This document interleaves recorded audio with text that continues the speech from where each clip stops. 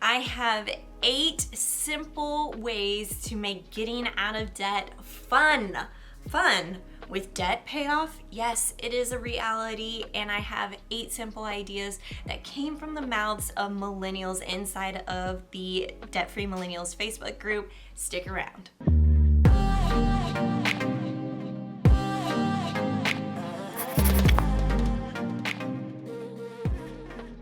Hey, what's up guys? It's Justine with Debt Free Millennials, the channel to help you crush your debt and live payment free. So how can we make getting out of debt fun? Well, we can start by subscribing to the Debt Free Millennials channel.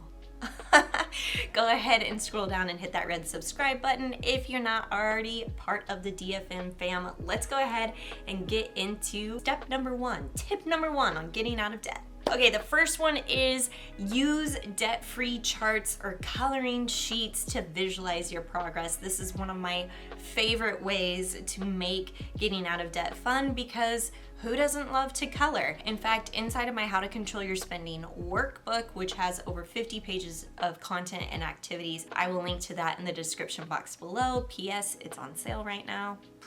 And I've made some awesome debt-free charts for you. So suck it credit cards. If you have Amex, I got you covered. MasterCard, I have you covered. Visa, as well as student loans. All of these are little debt-free charts that you can color in as you make a payment. So that's the best thing about debt-free charts is that every time you make a payment, you get to color in a new line. Now, I did this back in the day. I had this hung up on my refrigerator so that I could see my progress every single morning. Every single night, I would take a look at that chart and it would remind me, oh my gosh, I get to color in another line, or it motivated me to make another payment so that I could color in another line. The second way that you can make this a little bit more fun is through friendly competition. So let's say that either between you and your partner or maybe between you and a friend, you see how much money you could save or how much extra income you could bring in to put towards that debt. And maybe you show screenshots of how much money you've made that month or screenshots of how much money you put towards debt that month. And then whoever made the most amount or whoever put the most amount of money towards their debt gets to win a prize. That would be really fun. Something I've never tried, but I think it would be fun. Tell me in the comments if you've ever tried that idea. Number 3 is set short-term goals. I love using this not only for paying off debt, but also for various savings goals like retirement. So what you can do in terms of debt payoff is, let's say you want to set a mini reward after you pay off your smallest loan, or maybe paying off the first $1,000. Then you can treat yourself to a mini reward like getting a really fancy cup of coffee from Starbucks or getting your nails done. Maybe you want to purchase a new game for your Xbox. Whatever you're into that you don't normally spend money on, that feels like an indulgence, but it's not going overboard, aka like a $10,000 trip to Europe, would not count as a mini reward for a small loan payoff. So think about that as an idea, because I think that can be really motivating in the moment when you're just getting started, and using that as milestones throughout your debt-free journey. Number 4, I'm not sure how many people are going to think this fun, but it could be fun, is using reverse psychology.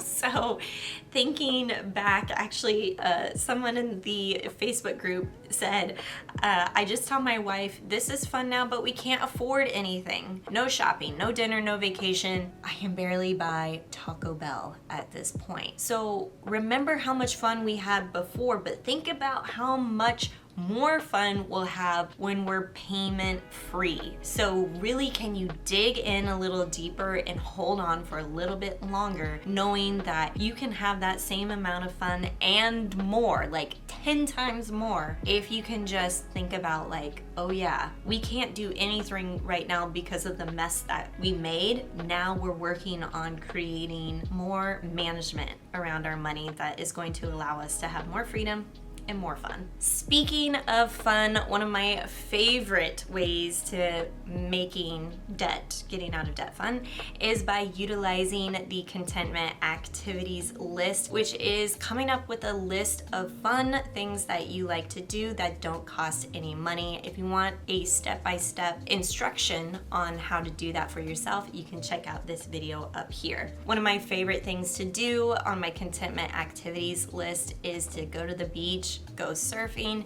maybe even just FaceTiming with a friend, or watching a really fun Disney movie. Any Disney fans in here? Comment below. Number 6 is to implement a reward system. Now, this is different than setting those short goals and those milestones, in which if you want to purchase something, you have to save 2 to 3 times that amount. So let's say that you want to make a $100 purchase.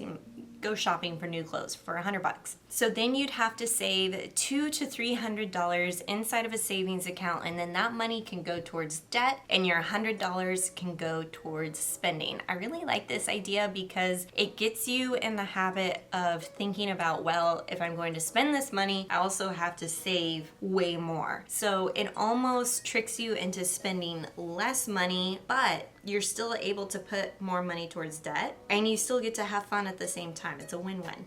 Number 7 is to picture your future. Now, you can do this through a dream board, or maybe you have a personal finance journal that you want to dedicate to, and just think about all of the things that you would like to do or have once you become debt-free. I actually worked with one of my budget bootcamp students on this, and we did a word cloud activity. So she thought of different aspects of her life, such as not only money, but career, relationships, travel, food, how your money impacts all of these areas of your life, and really refer back to that throughout your experience with paying off debt. Some of the things that I was thinking about when I was envisioning a debt-free future for myself was being able to go to happy hours, order really nice drinks, go on sushi dates, live in a city in a high-rise apartment. That was something that I dreamed of. I was like, I want to go big. I want to live in a big city. I want to live in a high-rise building. I want to do all of these things. I want to travel. And I was able to kind of focus on that future for myself, and that kept me motivated and kept the debt momentum fun for me so that I can make my future a reality.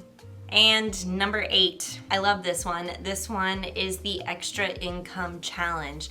Challenge yourself or get a friend or your spouse partner involved and think about how much more you can make in that month that then could be applied towards your debt. So this is a really fun challenge because it inspires you to get creative. Maybe you start selling some things on Facebook Marketplace. Maybe you sign up to be a food delivery driver with DoorDash or Uber Eats. Think about even freelancing, working overtime. There are tons of ways to make extra income, so challenge yourself. Maybe even bust out a pen and paper, set a timer for 10 minutes, and just go. Think of all of the different ways that you can make extra cash legally, please. And then you can use that extra income to pay off your debt. That's exactly what I did when I was paying off my debt. I ended up freelance writing for a local magazine in my town, and then I also worked overtime. I even had a budget bootcamp student who had her friend,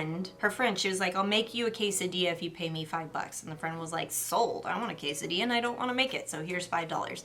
And she was like, that $5 I didn't have before, I made him a quesadilla and now I can put it towards debt. Even that amount of money, guys, even $5 gets you $5 closer to becoming debt free. Don't forget, if you want to check out that contentment activities worksheet plus the debt free charts and 50 other pages of content, be sure to check out my How to Control Your Spending workbook, which is for sale using the link below. If you like this one, give it a thumbs up, and I'll catch you in the next one.